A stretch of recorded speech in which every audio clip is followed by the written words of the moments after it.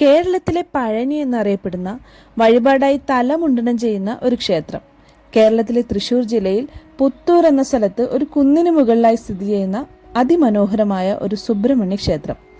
ചോച്ചേരിക്കുന്ന് ശ്രീ സുബ്രഹ്മണ്യ സ്വാമി ക്ഷേത്രം. ഈ ക്ഷേത്രത്തിന്റെ കാഴ്ചകളാണ് ഇന്നത്തെ ഈ വീഡിയോയിൽ. ചാനൽ ആദ്യമായിട്ട് കാണുന്നവരാണെങ്കിൽ സബ്സ്ക്രൈബ് ചെയ്തിട്ട് കാണണേ.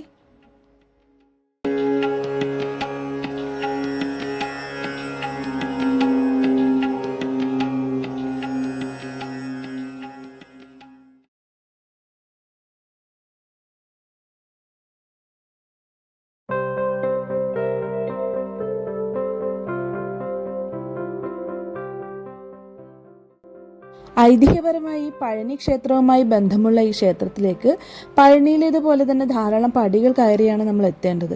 അതുപോലെ തന്നെ പഴനി ക്ഷേത്രത്തിലെ പ്രധാന വഴിപാടായ തലമുണ്ടനം ചെയ്യൽ ഇവിടെയും നടത്തിവരുന്നു. രാവിലെ 5:30 മുതൽ 10:30 വരെയും വൈകിട്ട് 5:30 മുതൽ 7:30 വരെയുമാണ് ഇവിടുത്തെ ദർശന സമയം.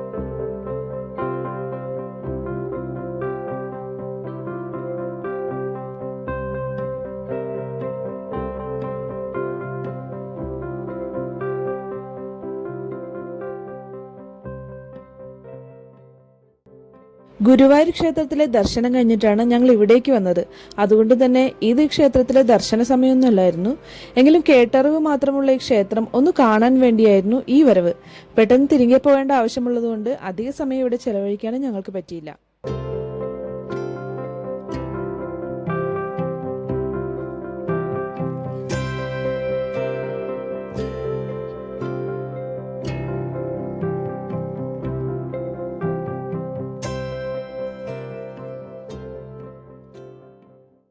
പ്രകൃതി രമണീയമായ ചുറ്റുപാടുകളാൽ മനോഹരമാണ് ഈ ക്ഷേത്രം.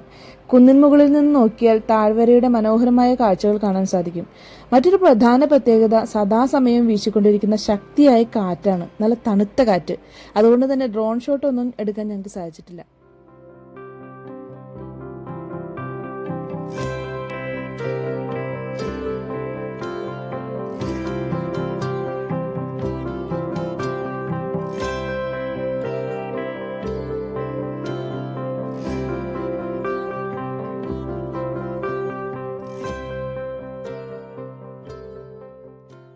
സത്യത്തിൽ ക്ഷേത്രത്തിന്റെ പുനരുദ്ധാരണ പ്രവർത്തനങ്ങൾ പൂർത്തിയായിട്ടില്ല. ഇപ്പോൾ തന്നെ വളരെ മനോഹരമാണ് ഈ ക്ഷേത്രം കാണാനായിട്ട്. കുംഭമാസത്തിലെ കാർത്തിക നാളിനെ തുടർന്നുള്ള ഒരാഴ്ചക്കാലമാണ് ഇവിടുത്തെ ഉത്സവകാലം. ആ സമയത്ത് വലിയ ഭക്തജന തിരക്കാണ് ഇവിടെ ഉണ്ടാകുക.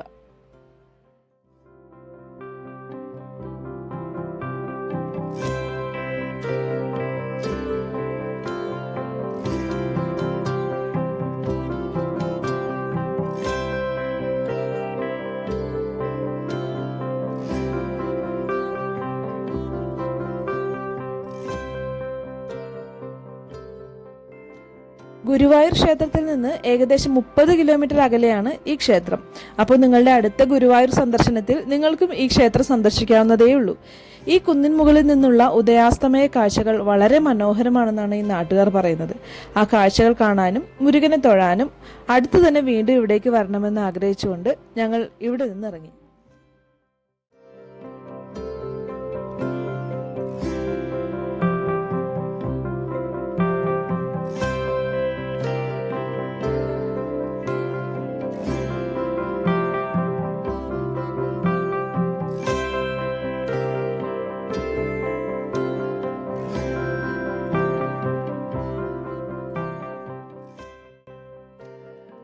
അപ്പോൾ ഇതാണ് ഇന്നത്തെ വീഡിയോ.